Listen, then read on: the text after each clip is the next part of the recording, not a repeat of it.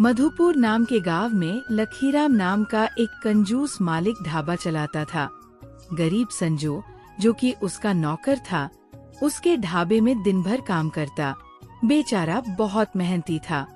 सारा दिन ढाबे पर आने वाली लोगों को गर्मा गर्म खाना बनाकर परोसता और रात को अंत तक आने वाले लोगों को इसी तरह खाना खिलाया करता और ढाबे के बर्तन भी वही धोता था। इतनी मेहनत के बाद भी कंजूस सेठ उसकी बिल्कुल भी कदर नहीं करता था, बल्कि बार बार उसे नमक हराम कहकर पुकारा करता था। क्या बढ़िया खुशबू आ रही है, ये पालक पनीर पूरी तरह पक गया है, तैयार भी हो गया है। आज तो ढाबे पर खाने वाले जमकर आएंगे और कमाई ज्यादा होगी। इस बार तो सेठ जी मेरी पगार जरूर बढ़ा देंगे। बेचारा नौकर अपने दिल में हर बार इसी तरह उम्मीद लगाता, ये सोचता कि शायद मेहनत करके सेठ उसकी पगार बढ़ा देगा। लेकिन सेठ बहुत ही कंजूस था। वो जब देखो उसके कामों में कमियां निकालता रहता। देखते ही देखते ढाबे पर खाने वालों की भीड़ बढ़ने लगती है, क्योंकि सोनू के हाथों में बहुत स्वाद था। सोनू मोनू नाम के दो व्यक्ति खाना खाने के लिए सेठ के ढाबे पर आते हैं।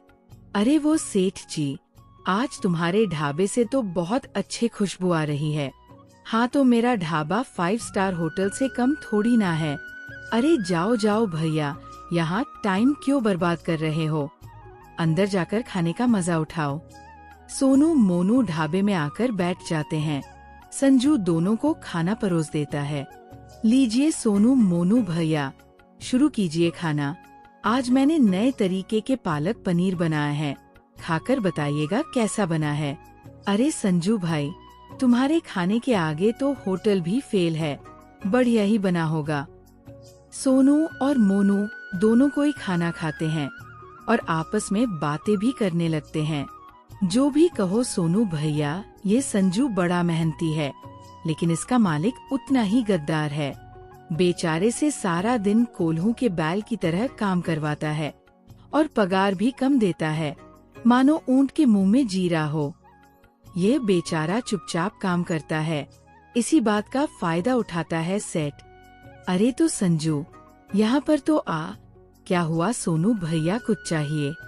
हमको कुछ नहीं चाहिए, लेकिन तू इतना बढ़िया खाना बना कर देता है। तेरे सेठ तेरे द्वारा इतना कमाते हैं, तो इसको पगार बढ़ने के लिए क्यों नहीं बोलता? कितनी बार तो बोला है सोनू भैया, पर क्या करूं सेठ, हर बार कहते हैं कि ढाबा ही नहीं चल रहा।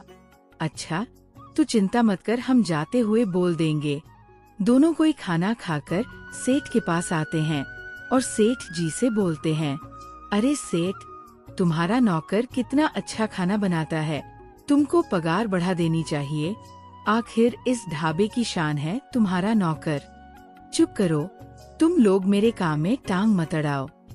ये मेरा नौकर है और मैं जानता हूँ कि इसे कितनी पगार देनी है। तुम यहाँ पर खाओ और पैसे चुकाओ और जाओ यहाँ से। वैसे भी इनको ज्यादा पैसे देने से कोई फायदा नहीं है। ये गरीब लोग ज्यादा पैसे देखे नहीं कि बस उड़ने की फिराक में रहते हैं। सेठ की बात सुनकर नौकर खुद से बड़बड़ाते हुए बोला, वाह सेठ जी, सारी मेहनत मैं करूं और कमाई तुम रखो, ऊपर से नमक हराम के ताने भी मारते हो। अब मुझे खुद ही सेठ से अपने पैसे बढ़ाने के लिए बात करनी होगी। ये बड़ा टेढ़ा आदमी है, खुद तो पैसे बढ़ाएगा नहीं। बेचारा नौकर सुबह से रात तक ढाबे में काम करता है, सब कुछ संभालता है, जैसे खाना बनाना, सफाई करना और अंत में बड़े बड़े हांडी बर्तन मांजना, और सेठ खाली पैसे वसूलने का काम ही किया करता है। हे भगवान, मालिक ने मुझे क्या से क्या बना कर रख दिया है। पहले तो बावर्ची था, खाना बनाता था, अब बर्तन भी मुझे को धोना पड़ता है। इतनी मेहनत करके तो मेरी हड्डियां गल जाएंगे। कल तो मैं सेठ जी से किसी भी तरह से बात करूंगा।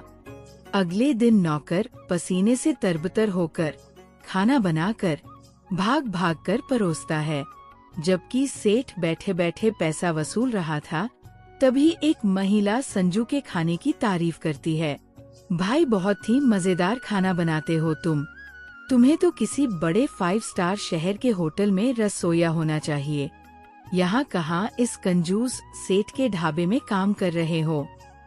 सेठ को लगता है कि जरूर नौकर ने महिला को कुछ बोला होगा, इसीलिए सबके सामने ही सेठ नौकर पर चिल्ला पड़ता है, क्यों रे नमक हराम, जिस थाली में खाता है उसी में छेद करता है। जो भी ग्राहक खाना खाने आता है, मेरी कमाई बढ़ाने की जगह तेरी पगार बढ़ाने के बाद बोलता है, आखिर तू लोगों को क्या कहता है मेरे खिलाफ। भड़काता है ना। बोल, सच बोल रहा हूँ मैं। नहीं नहीं मालिक, मैं भला क्यों खाने वाले लोगों को भड़काऊंगा। मेरी रोजी रोटी भी तो यहीं से चल रही है। मैं तो बस अपनी मेहनत कर रहा हूँ। लोग जो देखते हैं वही बोलते हैं, इसमें मेरी क्या गलती। और वैसे भी मालिक, इतने सालों से मैं आपके ढाबे पर काम कर रहा हूँ। आपको मेरी पगार बढ़ा देनी चाहिए। आखिरकार ढाबा भी तो मेरी मेहनत से ही चल रहा है। नौकर की बात सुनकर सेठ आग बबूला होकर संजू पर गुस्सा निकलने लगता है। अच्छा, एक दो लोगों से तारीफ क्या सुन ली, तेरे भाव बढ़ गए। कहता है कि तेरे मेहनत से मेरा ढाबा चलता है। अब तो तू नमक हराम ही है। तेरे बिना भी मैं अपना ढाबा चलाकर दिखाऊंगा। तू जा अपना रास्ता देख ले। बेचारे नौकर की आंखों में आंसू आ जाते हैं और वह रोते हुए अपनी सफाई पेश करता है। मालिक, आप मुझे नमक हराम कहते हैं। आपको मेरी मेहनत की कोई कदर नहीं, इसीलिए मैं खुद आपका ढाबा छोड़कर जा रहा हूँ। हाँ हाँ जा, अब दफा हो जा। दरअसल संजू अनाथ था और उसे सेठ ने ही बचपन से पाल पोस कर बड़ा किया था, लेकिन सेठ उसे प्यार से नमक हराम कहा करता, जिस वजह से अब गांव के लोग भी उसे नमक हराम भी बोला करते। अब चारा संजू मायूस चेहरा गया और अपने लिए दूसरा काम तलाश करने लगा, मगर उसे जल्दी से काम नहीं मिला और ना ही घर में कुछ खाने के लिए बचा था। वह भूख से बिलख बिलख कर रोने लगा। मैंने सेठ का ढाबा छोड़कर सच में कोई गलती नहीं की ना। इस वक्त मेरे पास खाने को कुछ भी नहीं है। कम से कम इस सेठ जी के ढाबे पर बच्चा खुचा खाना खाने को मिल जाता था। ऐसे भूख तो नहीं रहना पड़ता। अब बेचारा संजू निराश होकर एक दिन काम ढूंढने की कोशिश करता है और एक जगह एक एक ढोकर पैसे कमाता है। अब हुआ, खुद का ढाबा खोलने का मन भी बन चुका था। बस अब मैं पैसे जोड़कर खुद का ढाबा खोलूंगा और उस कंजूस सेठ को दिखा दूंगा कि उसके बिना भी मैं बढ़िया कमा सकता हूँ। लेकिन मेरे बिना उसका नहीं चलेगा। ये सेठ मुझको बार बार नमक हराम बोलता था ना। अब मैं इसको दिखाऊंगा कि वाकई में नमक हरामी करना किसे कहते हैं। सेठ के द्वारा बेइज्जत करके निकाले जाने के बाद नौकर भट्टी पर कई दिनों तक ईंट बनाकर पैसे इकट्ठा करता है, ताकि वह अपने लिए एक छोटा सा ढाबा खोल सके और सेठ को गलत साबित कर सके। हे भगवान, इतने वक्त तक मेहनत करने के बाद पाई पाई जोड़कर भी अभी तक मैं केवल 1500 रुपए ही जोड़ पाया है। अब तो ऐसा लगता है कि दिन रात मेहनत करनी पड़ेगी, तभी मैं अपने लिए ढाबे खोल पाऊंगा।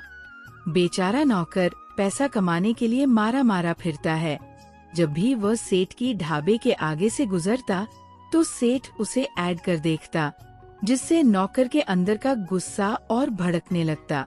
रस्सी जल गई पर बल नहीं गया। मुझे काम से निकालने के बाद सेठ का ढाबा बिल्कुल खाली है। ये खुद आकर मुझे बुलाएंगे नहीं, क्योंकि इनके घमंड बीच में आ रहा है। कोई बात नहीं, इस बार मैं भी इनको दिखा दूंगा। इसी तरह से दिन गुजरता है। नौकर दिन रात काम करके पैसे कमाता है और डबल रोटी खाकर एक वक्त पेट काटकर पैसे बचाता है, जिसके बाद आखिर में वो सामान जुटाकर सेठ के ठीक बगल में एक छोटा सा ठेला लगाकर खाने पीने का व्यवसाय शुरू करता है। हे भगवान, मुझे यहाँ पर ठेला लेकर खड़े हुए 2-3 घंटे निकल गए हैं, मगर कोई भी खाना खाने नहीं आ रहा। सब लोग सेठ के ढाबे पर बैठे हैं। मुझे कुछ करना होगा। अब ये नौकर दिखाएगा असली नमक हरामी। नौकर अपनी चाल चलता है और सेठ के ढाबे पर बैठे लोगों को लालच दे देकर अपनी ढाबे की तरफ आकर्षित करते हैं। अरे आ जाइए, सस्ता सस्ता खाना खा जाइए, आओ आओ प्यारे प्यारे काका, मौसी चाचा, आ गया है स्वादिष्ट खाना सिर्फ 10 रुपए में। जी हाँ, बिल्कुल सही सुना आपने, केवल 10 रुपए के खाने में है रोटी और सब्जी और साथ में बहुत कुछ। आओ भरपेट खाओ, संजू के सस्ते ढाबे पर चले आओ। इतने सस्ते में खाना मिलता देखकर सेठ के ढाबे पर बैठे सारे लोगों के अंदर खलबली मच उठती है और एक एक करके सब लोग उठकर संजू की ठेले में जाने लगते हैं। सेठ परेशान होकर जाते हुए लोगों को रोकने की कोशिश भी करता है। अरे कहाँ जा रहे हो? ढाबा का इतना स्वादिष्ट खाना छोड़कर इस नौकर के पास मत जाओ, देखो उसके पास तो बैठने की जगह भी नहीं है। अरे तो क्या हुआ सेठ जी, उसके पास कुर्सी टेबल नहीं है तो क्या हुआ? हम सब जानते हैं संजू के बने खाने में दम होगा जो हम सब लोग खड़े होकर खा लेंगे। चलो भाई लोग, सब लोग नौकर के ठेले पर आ जाते हैं। सेठ हाथ मलता रह जाता है। क्यों भाई संजू, कैसे हो? एकदम ठीक हूँ सोनू भैया। सब लोग कंजूस सेठ के ढाबे पर जाना छोड़ देते हैं और इधर नौकर के ठेले पर दिन रात भीड़ लगी रहती है और सेठ का ढाबा खाली पड़ा था। कुर्सियां धूल खा रही थी। सेठ गुस्से में नौकर के ठेले की तरफ देखकर जलते हुए बोला, मुझे तो पहले से ही पता था कि एक न एक दिन ये नमक हराम नौकर अपना नमक हरामी जरूर दिखाएगा। मेरा सारा ढाबा खाली हो गया, हराम नौकर मेरी सारी ग्राहक छीन ले गया। धीरे धीरे संजू की कमाई बढ़ती जा रही थी और उसका छोटा सा ठेला धीरे धीरे ढाबे का रूप ले चुका था। कई सारी कुर्सी टेबल वह लगा लेता है जहां लोग आराम से बैठकर खाते पीते हैं। कई लोग खाना लेने के लिए लंबे लाइनों में भी खड़े थे।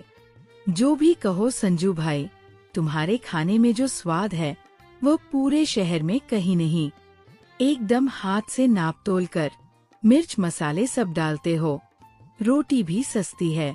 आजकल 40 रुपए का खाना कहाँ मिलता है आज के जमाने में। भाई साहब ये तो आप सबका बड़पन है और थोड़ी मेरे मेहनत का फल है।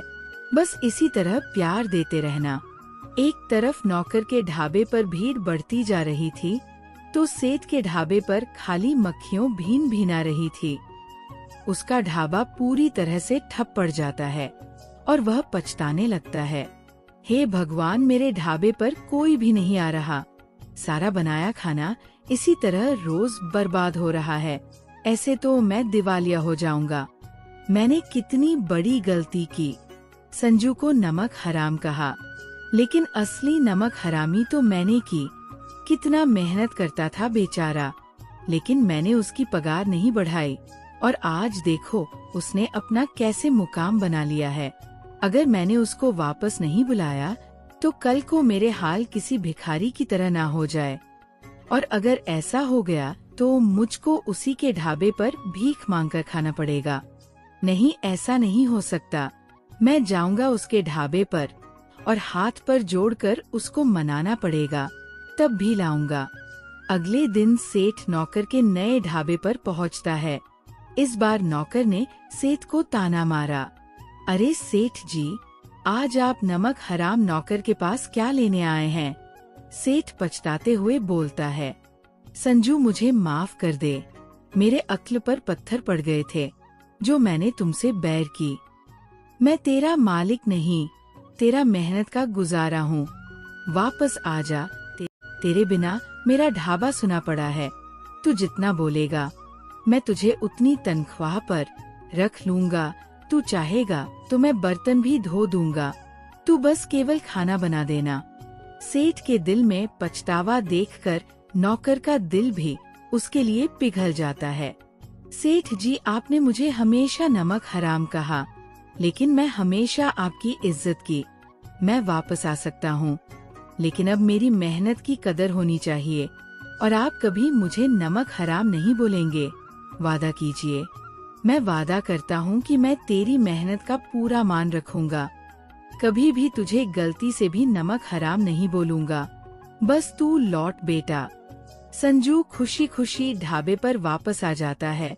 ग्राहक भी पहले की तरह वही आने लगते हैं। अरे सेठ जी, आपका ढाबा फिर से चल पड़ा, देखो संजू क्या लौट कर आया।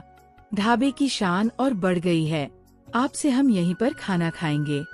देख लो सेठ जी, जिसको तुम नमक हराम कहते थे ना, उसे खुद जाकर तुम ही को लाना पड़ा है। हाँ भाई, मुझे समझ में आ गया है। मेरे नौकर के बिना नहीं मैं, और ना ही मेरा ढाबा कुछ भी नहीं है। अब सेठ कंजूसी छोड़कर अपने नौकर के साथ मिलकर खुशी खुशी ढाबा चलाता है और उसकी मेहनत की पूरी कदर करता है और पगार भी बढ़ा देता है और इज्जत से नाम लेकर उसे बुलाता है। नौकर नौकर नहीं कहता। संजू, अब तो मुझसे कोई शिकायत नहीं है ना? नहीं मालिक, अब मैं खुश हूँ और हर किसी को मेहनत का फल मिले तो वो हर कोई खुशी रहता है और अच्छे से काम करता है।